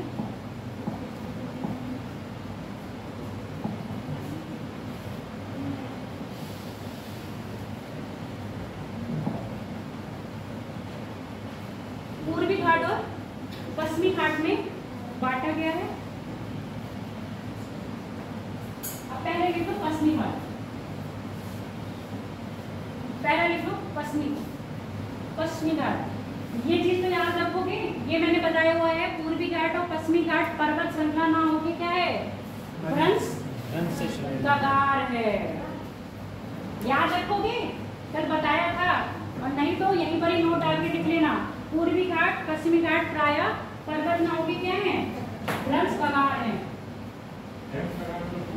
कगार का मतलब टूटे टूटे नहीं है, कगार का मतलब है जब नॉर्थ आपका दक्षिण भारत अफ्रीका महाद्वीप से अलग हुआ था, क्योंकि अफ्रीका महाद्वीप भी क्या है, पूरा पठारीय है। जब इसमें क्या पड़ा, दरार पड़ी, तो ये हिस्सा टूटा। अब जब ये हिस्सा टूटा तो आपको देखने में ऐसा लगेगा ना,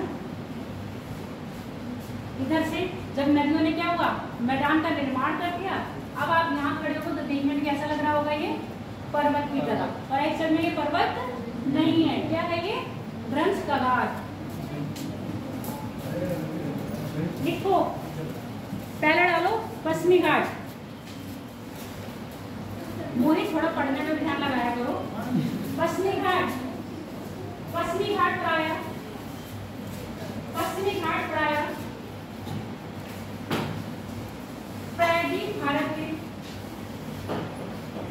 पश्चिमी तटीय क्षेत्र के समानांतर, पश्चिमी घाट प्राय प्रायद्वीपीय भारत के तटीय क्षेत्र के समानांतर, ये तटीय क्षेत्र है ना, और इसकी क्या है, समानांतर एक सतत श्रेणी के रूप में विस्तृत है, एक सतत श्रेणी के रूप में विस्तृत है।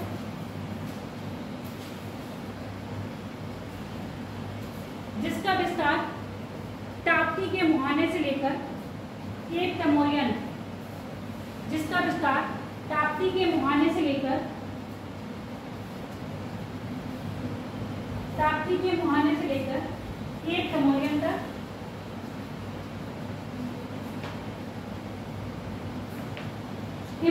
बाद भारत की दूसरी सबसे बड़ी पर्वत श्रृंखला है केप कैमोरिन, कन्याकुमारी लिख लो। हिमालय के बाद भारत की दूसरी सबसे बड़ी पर्वत श्रृंखला है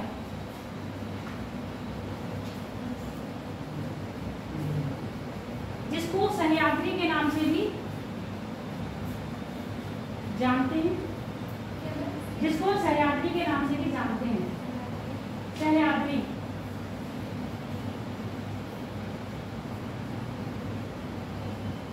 जिसको सह्याद्री के नाम से भी जानते हैं।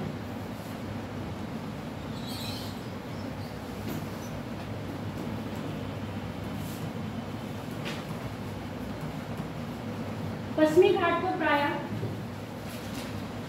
देखो कहीं कहीं नॉर्मल पढ़ोगे आप, दो पार्ट में बांटा गया है, उत्तरी सह्याद्री और दक्षिणी सह्याद्री। ठीक है, जो उत्तरी सह्याद्री और दक्षिणी सह्याद्री बांटा गया है उसको 16 डिग्री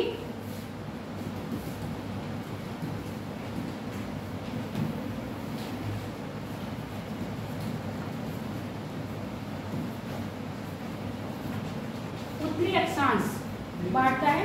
तो किससे निकल रहा है? आपके गोवा से। अब यहाँ आप देख रहे हो 3 पार्ट में बांटा गया है ना? तो 3 पार्ट में ये बांटा गया है। पहला है आपका नॉर्दर्न, फिर सेंट्रल और फिर सदर्न। इसको ऐसे बांटा है। अब ये दिख रही है गांठ, ये आपकी है नीलगिरी की गांठ। नीलगिरी के बीच में आपका आता है पालघाट।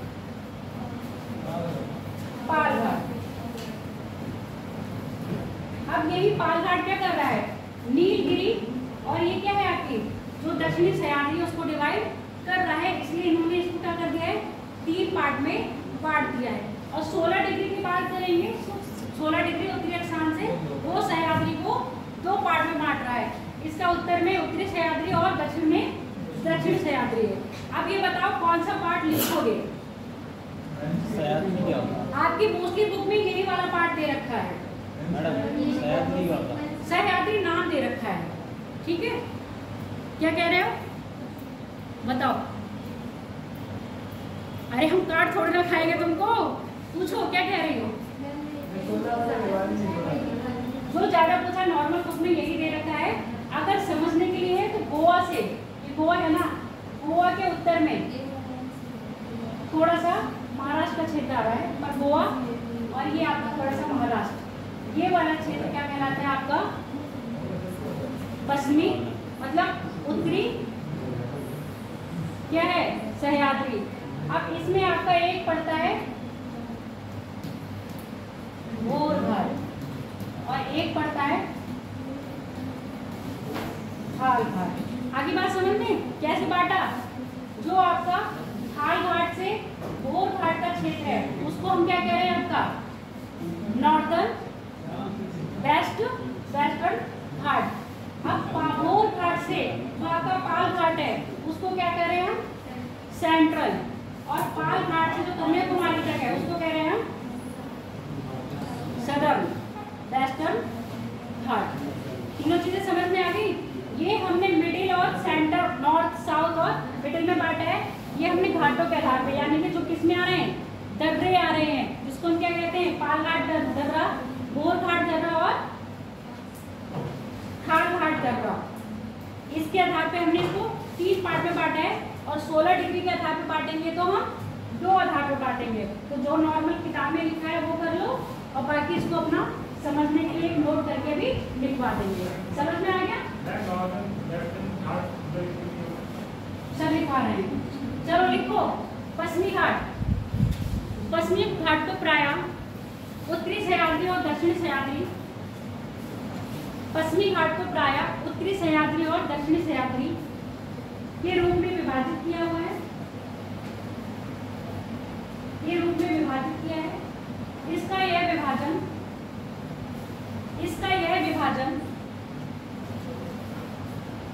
16 डिग्री उत्तरी अक्षांश जो कि गोवा से गुजरता है, 16 डिग्री उत्तरी अक्षांश जो कि गोवा से गुजरता है, 2 भागों में विभाजित करता है। गोवा से गुजरता है, 2 भागों में विभाजित करता है। उत्तरी पश्चिमी घाट की सर्वोच्च चोटी कलसुबाई, उत्तरी पश्चिमी घाट की सर्वोच्च चोटी कलसुबाई महाराष्ट्र राज्य में अवस्थित है, महाराष्ट्र राज्य में अवस्थित है कलसुबाई। और ये सब ऐसे ही याद रखना है, कलसुबाई।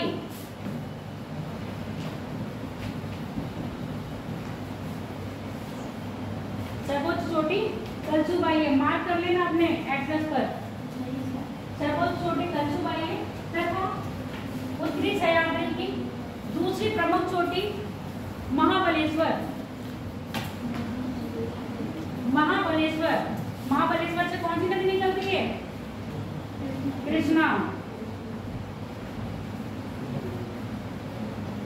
महाबलेश्वर तथा त्र्यंबकेश्वर, त्र्यंबकेश्वर से कौन सी नदी निकलती है? गोदावरी। महाबलेश्वर दूसरी प्रमुख चोटी महाबलेश्वर तथा अन्य में त्र्यंबकेश्वर। त्र्यंबकेश्वर चोटी जो गोदावरी नदी का उद्गम स्थान है। अब इसके बाद लिख लो दक्षिणी सह्याद्री। दक्षिणी सह्याद्री का विस्तार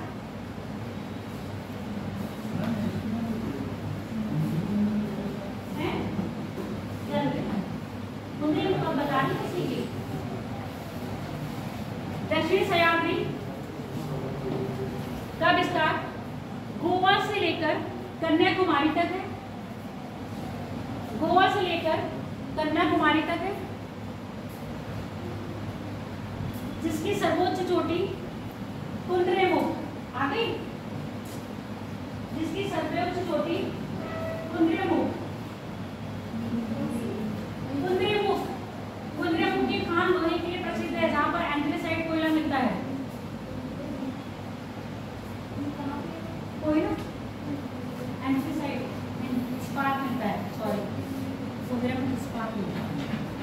कुद्रेमुख सर्वोच्च चोटी है तथा इसके बाद की जो एक महत्वपूर्ण चोटी है बाबा बुदन की पहाड़ी। बाबा बुदन की पहाड़ी कर्नाटक राज्य में ही है। बाबा बुदन की पहाड़ी,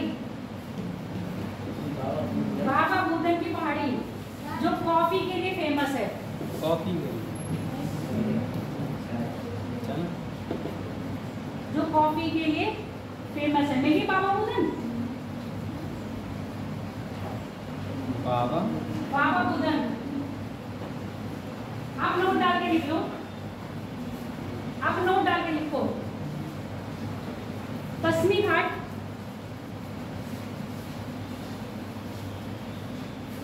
पश्चिमी घाट के मध्य में कहीं कहीं प्राकृतिक दर्रे पाए जाते हैं, प्राकृतिक दर्रे पाए जाते हैं, जिस आधार पर पश्चिमी घाट को 3 भाग में विभाजित किया गया है। जिस आधार पर पश्चिमी घाट को 3 भाग में विभाजित किया गया है।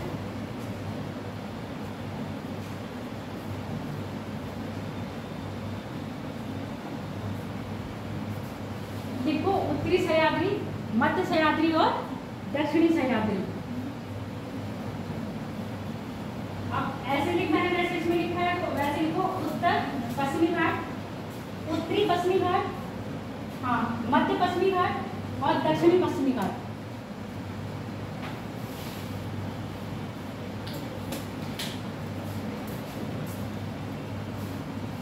अब यहाँ पे लिखो उत्तरी पश्चिमी घाट को मध्य पश्चिमी घाट से,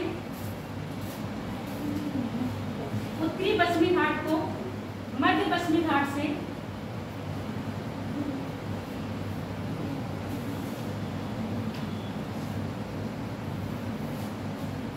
कौन अलग कर रहा है? घोरघाट दर्रा, घोरघाट दर्रा, घोरघाट दर्रा, घोरघाट दर्रा उत्तर पश्चिमी घाट को मध्य पश्चिमी घाट से गोरघाट दर्रा अलग करता है। गोरघाट दर्रा अलग करता है। गोरघाट दर्रा प्रायः मुंबई को पुणे से जोड़ता है। गोरघाट दर्रा प्रायः यहां नहीं दिखेगा, दर्रा दिखा दो।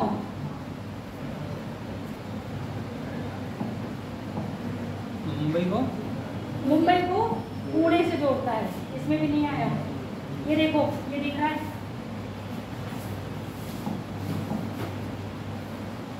ये लिखा है गोरघाट, ये लिखा है थालघाट, ठीक है, ये लिखा है पालघाट, ये है आपके दर्रे। तो क्या बताया अभी आपको, गोरघाट दर्रा अलग करता है और गोरघाट दर्रा किसको, मुंबई को पुणे से जोड़ता है। आप लिख लो तीसरा, मध्य पश्चिमी घाट को, मध्य पश्चिमी घाट को दक्षिणी पश्चिमी घाट से पालघाट दर्रा अलग करता है। पालघाट दर्रा अलग करता है। यह दर्रा प्रायः नीलगिरी को, नीलगिरी पहाड़ियों को किससे अलग कर रहा है, दक्षिणी कार्डमम पहाड़ियों से अलग करता है, या अन्नामलाई पहाड़ियों से, है ना? नीलगिरी पहाड़ियों को अन्नामलाई पहाड़ियों, अन्नामुदी पहाड़ियों से अलग करता है। अन्नामुदी पहाड़ियों से अलग करता है। अब लिख लो एक, कौन सा रह गया, थालघाट दर्रा।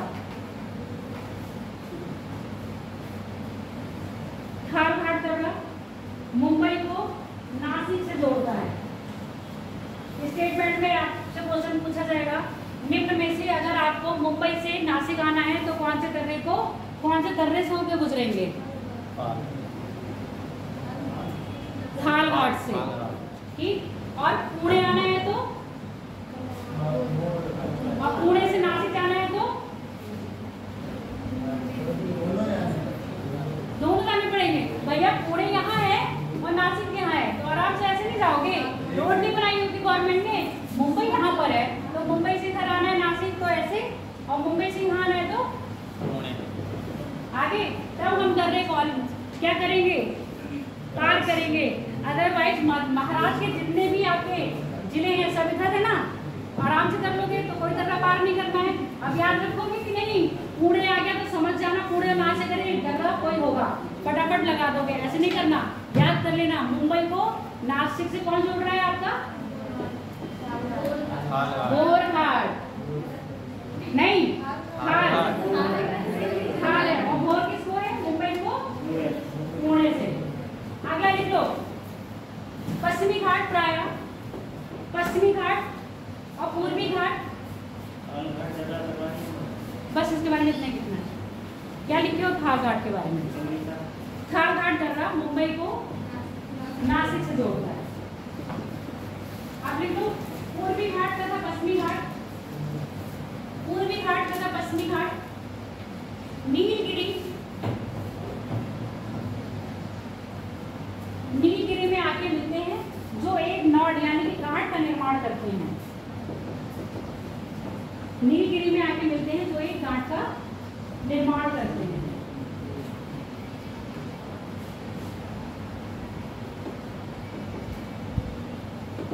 जो एक गांठ का निर्माण करते हैं। अब नीलगिरी के बारे में लिखो, नीलगिरी, नीलगिरी की सबसे ऊंची चोटी डोडा बेटा, नीलगिरी की सबसे ऊंची चोटी डोडा बेटा,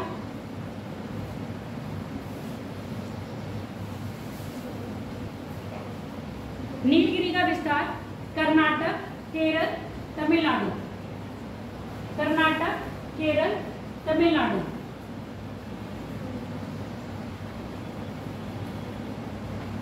कर्नाटक, केरल और तमिलनाडु में विस्तृत है।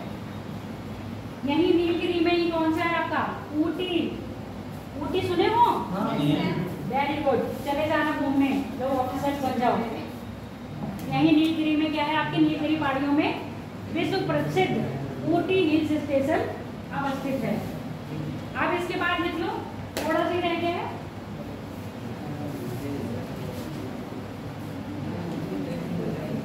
भाई हो गया है, मुझे पता है, हिल्स भी बहुत है पढ़ने के लिए अभी। ऐसा करो, पूर्वी घाट के बारे में लिख लो, इसके हिल्स कल बताएंगे। अगला लिख लो पूर्वी घाट। पूर्वी घाट क्या कह रहे हो? मोहिनी तेरे फ्रेंड है ही नहीं। पूर्वी घाट लिखो। पूर्वी घाट प्राय, पूर्वी घाट प्राय पश्चिमी घाट से किस अवस्थित है? किधर? पूरब की ना। पूर्वी घाट प्राय पश्चिमी घाट के पूर्व में अवस्थित, पूर्व में अवस्थित है, जो पूर्वी तटीय मैदान के समांतर, जो पूर्वी तटीय मैदान के समांतर एक सतत श्रृंखला में ना होकर, कंटिन्यूसली नहीं है ये, कैसा है? डिसकंटिन्यू, समांतर, समांतर सतत श्रृंखला में ना होकर विखंडित रूप में है, सतत श्रृंखला में ना होकर विखंडित रूप में है। इस विखंडन का कारण, इस विखंडन का कारण यहाँ से प्रवाहित होने वाली नदियां, यहाँ से प्रवाहित होने वाली नदियां हैं, यहाँ से प्रवाहित होने वाली नदियां हैं। देखो कितनी पहाड़ियां हैं, ये सारी पहाड़ियां ऐसी सीक्वेंस याद करनी पड़ेगी। अभी राजपीपला हिल बता दिया था, ये बता दी है, सतमाला बता दिया, सतमाला रेंज, अजंता रेंज बता दी गई, हरिश्चंद्र रेंज बता दी गई। सुनते जाओ। अरे क्या कर रही हो? हरिश्चंद्र रेंज बता दी गई, बालाघाट बताई, बाबा बुदन पहाड़ियां बता दी गई, कर्नाटक राज्य में नीलगिरी पहाड़ी बता दी गई। अभी कौन सी रह गई है? अन्नामलाई और कार्डमम पहाड़ियां रह गई हैं, और उसके बाद पालनी पहाड़ियां रह गई हैं। पूर्वी घाट की जितनी पहाड़ियां हैं कौन सी हैं?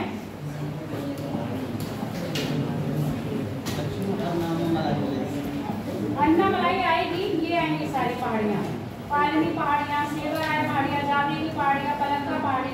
अभी बताई दिए लल्लामलाई, और ये सारी पहाड़ियां अब आप पढ़ोगे कल, ठीक है?